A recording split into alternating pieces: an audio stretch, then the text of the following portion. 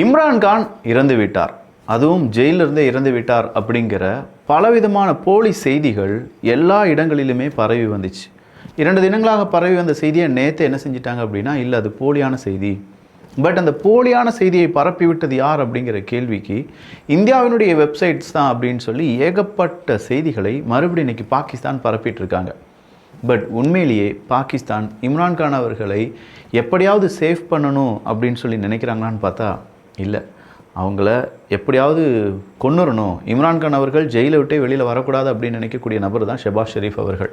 அதனால தான் இம்ரான்கான் அவர்களுக்கு எதிராக வழக்கு மேலே வழக்கு போட்டுக்கிட்டே இருக்காங்க. அது மட்டும் இல்லாமல் அவருடைய கட்சியாக இருக்கட்டும், கட்சி நிர்வாகிகளாக இருக்கட்டும், ஏகப்பட்ட பேரை அரெஸ்ட் பண்ணிட்டாங்க. இனியும் இம்ரான்கான் அவர்களுடைய கட்சி அப்படின்னு சொல்லி யாராவது நடந்து வந்தாலோ ஆர்ப்பாட்டம் செஞ்சாலோ அவங்கள உடனடி அரெஸ்ட் செய்யப்பட வேண்டும் அப்படிங்கிற விதி பாகிஸ்தானில் இருக்குது. அப்படிப்பட்ட இம்ரான்கான் அவர்கள் ஜெயிலில் ஒரு தீவிரவாதியை விட ரொம்ப கேவலமாக நடத்தப்படுகிறார் அப்படிங்கிற ஒரு செய்தியை சொல்ல தைரியம் இல்லாத பாகிஸ்தான் ஊடகங்கள் இந்தியா தான் அதை பரப்பி விட்டாங்க அப்படின்னு சொல்லி வெக்கமே இல்லாமல் சொன்னாங்க. அதை இந்தியா இன்றைக்கி என்ன செஞ்சிட்டாங்கன்னா உடைச்சு தள்ளிட்டாங்க. சில மீடியாக்கள் பாகிஸ்தான்லேருந்தே வந்த சோர்சஸ் அவங்களுடைய புகைப்படம் அதெல்லாம் எடுத்து, இங்கே பாரு பாகிஸ்தான், உன்னுடைய ஆட்கள் தான் இம்ரான்கான் அவர்கள் இறந்து விட்டதாக பொய் செய்தியை பரப்பியிருக்காங்க, அதை சோர்ஸாக வச்சு தான் இங்கே என்ன செஞ்சுருக்காங்க, நியூஸை பரப்பியிருக்காங்க அப்படிங்கிற தகவலை வெளியில் விட்டுருக்காங்க. எது எப்படி இருந்தாலும் இம்ரான்கான் அவர்களுக்கு ஆபத்து நெருங்கி இருக்கிறது அப்படிங்கிறத மட்டும் நம்மளால் இதன் வழியாக உணர முடிகிறது. நான் உங்கள் விக்கி, இது உங்கள் தமிழ் விதை. ஷார்ட்டாக கொஞ்சம் செய்திகள். ஹாங்காங்கில் இதுவரையிலும் ஒரு 100 வருடம் இல்லாத அளவுக்கான ஒரு தீ விபத்து. அந்த விபத்தில் உயிரிழந்தவர்களுடைய எண்ணிக்கை 85 இருக்கும் அப்படின்னு சொல்லி அஞ்சப்படுகிறது. அதில் இன்னும் காணாமல் போனவங்க ஒரு 60லேருந்து 80 பேரை காணவில்லை அப்படின்னு சொல்கிறாங்க. பட் நிறைய உயிரிழப்புகள் அப்படிங்கிறது இனியும் பதிவு செய்யப்படலாம் அப்படிங்கிறது தான் வந்திருக்கக்கூடிய தகவல். ஒரு பெரிய டவர், நம்ம ஊர்லலாம் அப்பார்ட்மெண்ட் அப்படின்னு சொல்லுவோம், இல்லாட்டி ஃப்ளாட் அப்படிலாம் சொல்லுவோம் பார்த்தீங்களா, அதே மாதிரியான 2 டவர் அப்படிங்கிறதுல கன்ஸ்ட்ரக்ஷன்ஸ் ஒர்க் அப்படிங்கிறது நடந்துட்டு இருந்திருக்குங்க. அப்போ இந்த கன்ஸ்ட்ரக்ஷன் ஒர்க்குக்கு கொஞ்சம் பேர் என்ன செஞ்சுருக்காங்கன்னா, இந்த கன்ஸ்ட்ரக்ஷன் ஒர்க்கை செய்கிறதுக்கான ஒரு சில நிறுவனங்கள் சேர்ந்து அங்கே மூங்கில் மாதிரியான பொருட்களை ஏற்று செஞ்சுருக்காங்க. அதை வச்சு தான் அந்த கன்ஸ்ட்ரக்ஷன் ஒர்க் அப்படிங்கிறதெல்லாம் செஞ்சுருக்காங்க. பட் இந்த மூங்கில் இல்லாட்டி ஃபயர் பேஸ்டான இந்த மெட்டீரியல்ஸ் அப்படிங்கிறது அந்த கன்ஸ்ட்ரக்ஷன் சைட்டுக்கு கொண்டு வந்ததுனால திடீர்னு அதில் தீ விபத்து ஏற்பட்டு அது இந்த ஃப்ளாட்டை ஒட்டுமொத்தமாக அப்படியே தீ உமிழும் ஒரு நரகமாக மாற்றிவிட்டது. அதனால தான் 85 பேர் உயிரிழந்திருக்காங்க அப்படிங்கிற தகவல் வெளியாகி இருக்கிறது. பட் நான் சொன்ன மாதிரி உயிரிழப்புகளுடைய எண்ணிக்கை இன்னும் அதிகமாக இருக்க வாய்ப்புகள் இருக்குது. அதுலேருந்து தப்பிச்சு வந்தவங்க ஏன் தீ வந்துச்சுன்னு தெரியலை, எதுக்காக, இது எப்படி நடந்துச்சு அப்படிங்கிறத பற்றியான விசாரணை செய்யப்பட வேண்டும் அப்படிங்கிற ஒரு கோரிக்கையை வச்சுருக்காங்க. இதன் காரணமாக ஹாங்காங் அரசாங்கம் ஒரு 3 பேரை இப்போதைக்கு அரெஸ்ட் பண்ணியிருக்காங்க. இந்த 3 பேருமே அந்த கன்ஸ்ட்ரக்ஷன் அது பேஸ்டான கம்பெனி இந்த டெசிஷன் எடுத்தவங்க அப்படிங்கிறது தான். ஸோ ஃபயர் சேஃப்டி மெட்டீரியல்ஸ் எதுவுமே கொண்டு வரப்படாமல் ஒரு கன்ஸ்ட்ரக்ஷன் அப்படிங்கிறது ஹாங்காங்கில் நடைபெற்றிருக்கிறது. அதனால் ஒரு தீ விபத்து அப்படிங்கிறது அவங்களுடைய வரலாற்றிலேயே மறக்க முடியாத ஒரு நாளாக மாறி நிற்கிறது. நீங்கள் இந்த சீனா, தைவான் இல்லாட்டி இந்த ஹாங்காங் இங்கே இருக்கக்கூடிய ஃப்ளாட்ஸ்லாம் பார்த்துருக்கீங்களா? குட்டி குட்டியாக இந்த தீப்பெட்டி இருக்குது பார்த்தீங்களா, தீப்பெட்டி அடுக்கி வச்ச மாதிரியே இருக்கும். அந்த அளவுக்கு இருக்கக்கூடிய ஃப்ளாட்ஸில் இப்படி ஒரு தீ விபத்து அப்படிங்கிறது வராமல் இவ்வளோ நாள் இருந்தது.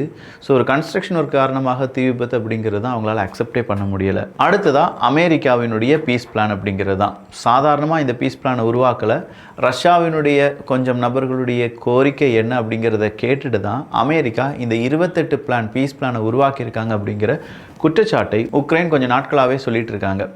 அதுலேயும் குறிப்பாக அமெரிக்காவினுடைய விட்கோஃப் அவர்கள் அவருடைய ஆடியோ லீக் அப்படிங்கிறதுலாம் நேற்று வெளியாச்சு பார்த்தீங்களா. அதன் காரணமாக உக்ரைன் சொன்னதெல்லாம் உண்மைதான். விட்கோஃப் அவர்களுக்கும் ரஷ்யாவினுடைய உளவாளிகளுக்கும் சம்பந்தம் இருக்கிறது. அவங்க 2 பேரும் பேசி வச்சுட்டு தான் இந்த பீஸ் பிளான் உருவாக்கியிருக்காங்க அப்படிங்கிற பல செய்திகள் வெளியானது.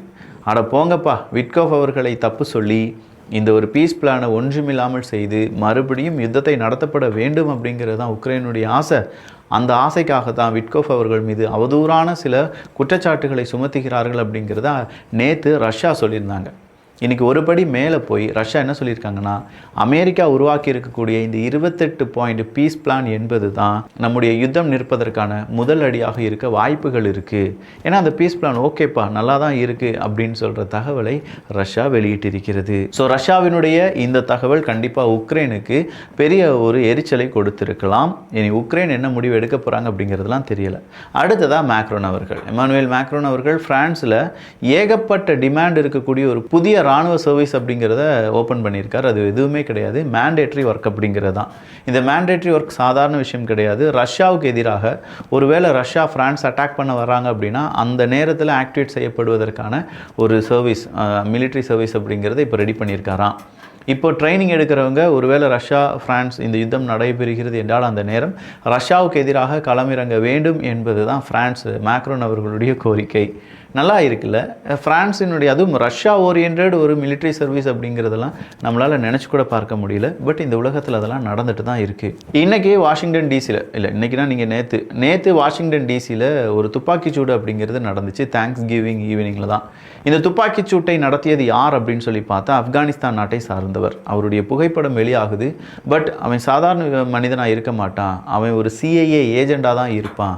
சிஐஏ ஏஜெண்ட் ஆப்கானிஸ்தானில் இருந்தவன் திரும்ப வாஷிங்டனுக்கு வந்து இந்த துப்பாக்கிச்சூட்டை நடத்தியிருக்கான் அப்படிங்கிறது தான் இப்போ வந்திருக்கக்கூடிய தகவல். ஸோ அமெரிக்காவுக்கு போகக்கூடிய நபர்கள் கொஞ்சம் பாதுகாப்பாக இருங்க, ஏன்னா அங்கெல்லாம் அந்த துப்பாக்கிச்சூடு நடந்துட்டு இருக்கு.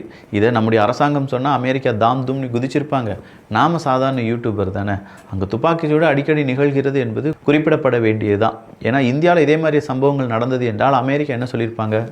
அமெரிக்காவில் இருக்கக்கூடிய நபர்கள் இந்தியாவை தேர்வு செய்வதை கொஞ்சம் பார்த்து யோசியுங்கள் மக்களே, அங்கே போனால் உங்களுடைய உயிருக்கும் உடைமைக்கும் உத்தரவாதம் இருக்காது மக்களே, கொஞ்சம் யோசித்து உங்களுடைய ட்ராவல் பிளானை ரெடி பண்ணிக்கோங்க மக்களே அப்படின்னு சொல்லியிருப்பாங்க.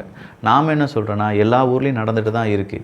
அந்தந்த அரசாங்கம், அங்கே இருக்கக்கூடிய மக்கள், அவங்க அங்கே இருக்கக்கூடிய காவல்துறை அதிகாரிகள் இவங்களுடைய ஒட்டுமொத்தமான முயற்சியின் காரணமாக மட்டும்தான் சில நாடுகளிலும் சில இடங்களிலும் இந்த மாதிரியான கலவரங்களோ இந்த மாதிரியான துக்க நிகழ்வையும் நம்மளால் தடுக்க முடியும்.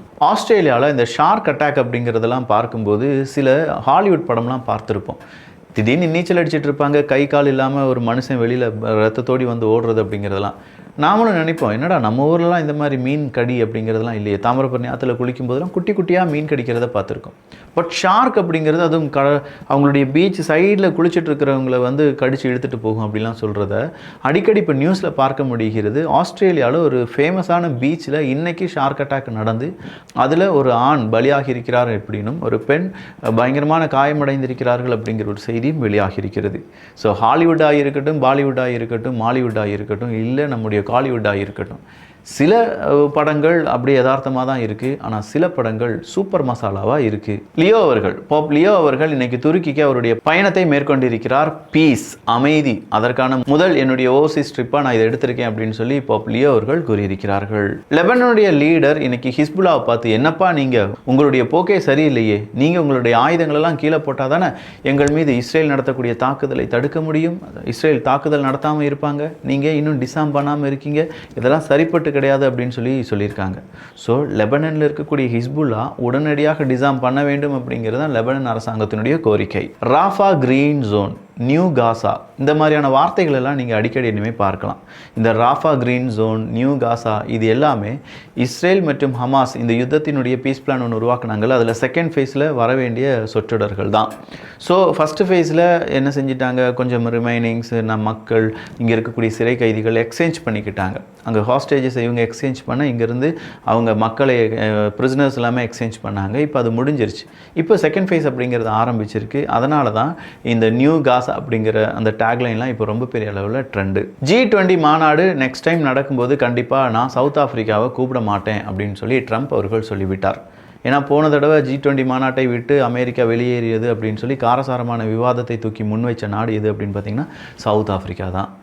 சவுத் ஆஃப்ரிக்கா இல்லாமல் ஒரு G20 மாநாடா? நடக்கவே நடக்காது, நான் ட்ரம்ப் அவர்களை கன்வின்ஸ் பண்ணுவேன் அப்படின்னு சொல்லி இன்றைக்கி யார் சொல்லியிருக்காங்க அப்படின்னு பார்த்தீங்கன்னா ஜெர்மனியுடைய சான்சலர் மெர்ஸ் அவர்கள் சொல்லியிருக்காரு. மேற்கு கரையில் இன்றைக்கி நடந்த துப்பாக்கி சூட்டுக்கு காரணம் அங்கே இருந்த பாலஸ்தீனியர் தான். ஸோ இஸ்ரேல் இதை வன்மையாக கண்டிக்கிறது அப்படிங்கிற தகவலும், அதே நேரத்தில் UK, பிரான்ஸ், இத்தாலி உட்பட பல நாடுகள் இஸ்ரேலை வன்மையாக கண்டித்திருக்கிறார்கள். இன்டர்நேஷ்னல் சட்டப்படி அந்த சட்டத்திட்டத்துக்கு தகுந்தபடி நீங்கள் நடக்க வேண்டும், அப்படி இல்லைனா இங்கே பல பிரச்சனைகளை நீங்கள் உருவாக்கி கொண்டிருக்கிறீர்கள், எங்களுக்கு எதிரான ஒரு நாடாக உங்களை நாங்கள் அறிவிக்க நேரிடும் அப்படின்னு சொல்ற ஒரு எச்சரிக்கையை கொடுத்திருக்காங்க. நார்த் கொரியாவை பொறுத்த வரைக்கும் ரஷ்ய மொழி அவங்களுடைய பாடத்திட்டத்தில் சேர்க்கப்பட்டு விட்டதாகவும் மேண்டேட்டரியா ரஷ்ய மொழி படித்திருக்க வேண்டும் அப்படிங்கிற ஒரு செய்தியும் வெளியாகி இருக்கிறது. உண்மையா பொய்யா அப்படிங்கிறத இன்னும் வடகொரியாவோ ரஷ்யாவோ உறுதி செய்யவில்லை என்பதும் குறிப்பிடத்தக்கது. ஸோ ஓவராலா நிறைய செய்திகள் பார்த்திருக்கோம். இந்த செய்திகளை பற்றி உங்களுடைய கருத்துக்கள் இங்கே வரவேற்கப்படுகின்றன. எல்லோரும் தமிழ் விதையில் இணைந்திருங்கள். நல்லதை பகிர்ந்து நல்ல சமுதாயத்தை உருவாக்குவோம். நன்றி, வணக்கம்.